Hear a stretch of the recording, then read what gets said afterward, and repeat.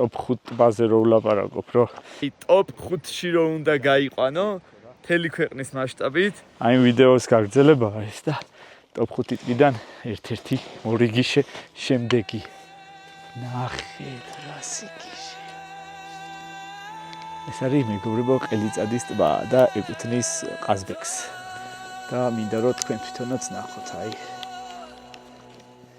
აი ნახეთ. ყაზბეგი. თან არის ახლა ივლისი 11 და გამოიყურება ესე. მაგარი ვინმეა.